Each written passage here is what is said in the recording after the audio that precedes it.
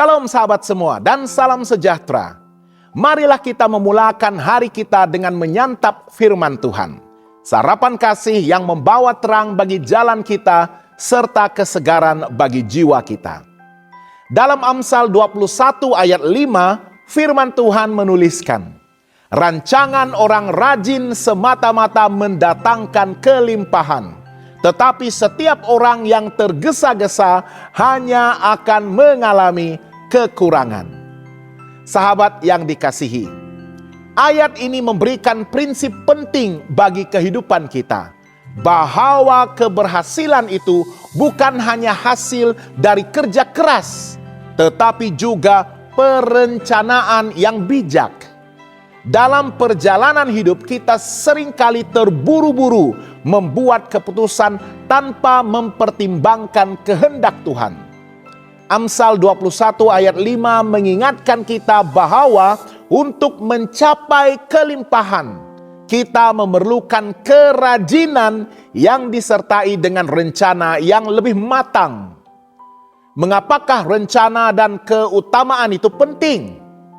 Rencana adalah panduan untuk mencapai tujuan hidup kita. Sementara keutamaan membantu kita lebih fokus, lebih menumpu kepada apa yang benar-benar penting. Tanpa rencana yang baik, usaha kita seringkali menjadi sia-sia. Tuhan mengkehendaki kita untuk menyusun hidup dengan berhikmat dan bukannya bergantung kepada kekuatan sendiri. Seperti dalam Lukas 14 ayat 28, Yesus berkata, sebab siapakah di antara kamu kalau mau mendirikan sebuah menara tidak duduk dahulu membuat anggaran biayanya? Kalau cukup uangnya untuk menyelesaikan pekerjaan itu. Persoalannya bagi kita, bagaimanakah kita boleh menyusun keutamaan dan rencana yang sesuai dengan kehendak Tuhan? Yang pertama, mulakanlah dengan doa dan firman Tuhan. Segala sesuatu yang kita lakukan haruslah dimulai dengan mencari kehendak Tuhan terlebih dahulu. Amsal 16 ayat 3 berkata, serahkanlah perbuatanmu kepada Tuhan, maka rancangan-rancanganmu akan terlaksana. Mintalah Tuhan memimpin setiap rencana kita agar ianya selaras dengan kehendaknya. Yang kedua, tentukan tujuan yang lebih jelas dan lebih realistik. Kita perlu menentukan apa yang ingin dicapai.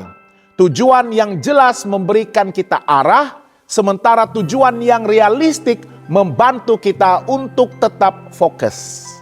Pastikan tujuan kita bukan hanya untuk keuntungan pribadi, tetapi juga untuk memuliakan Tuhan dan membawa berkat bagi orang lain. Yang ketiga, tetapkan keutamaan kita. Keutamaan membantu kita mengenali apa yang paling penting di dalam hidup kita. Jangan biarkan hal-hal yang kurang penting mengambil waktu dan tenaga kita. Sebagai contoh, hubungan dengan Tuhan, keluarga, dan tanggung jawab utama kita harus selalu menjadi keutamaan. Keempat, buatlah perencanaan yang terperinci. Perencanaan yang baik melibatkan tindakan kecil yang dapat dilakukan setiap hari. Pecahkan tujuan besar menjadi langkah-langkah kecil yang dapat dicapai.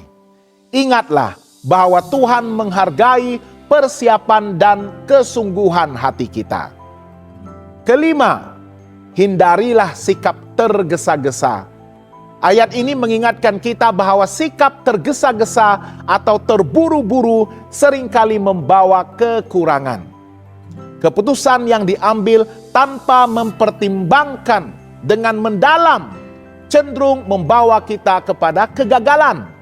Berhentilah sejenak untuk merenungkan sama ada tindakan kita itu benar-benar sesuai dengan rencana Tuhan. Dan yang keenam, percayakanlah hasilnya kepada Tuhan. Setelah kita menyusun rencana dan bertindak, serahkanlah hasilnya kepada Tuhan. Kita tidak dapat mengendalikan segala-galanya, tetapi kita dapat percaya bahwa Tuhan yang Maha Kuasa dan penuh kasih akan memimpin langkah kita sesuai dengan kehendak kudus-Nya.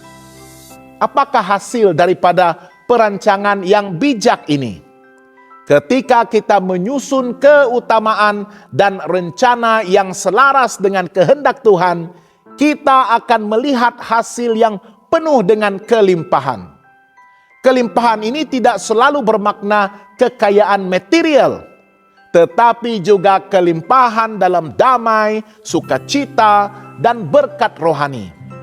Rencana yang baik membawa kita kepada hidup yang lebih bermakna dan lebih teratur. Amsal 21 ayat 5 mengajarkan kita bahwa keberhasilan memerlukan kerajinan, perencanaan, dan keselarasan dengan kehendak Tuhan. Dalam hidup yang penuh dengan pilihan, kita dipanggil untuk mengutamakan apa yang penting, membuat rencana dengan bijak, dan menyerahkan segalanya kepada Tuhan.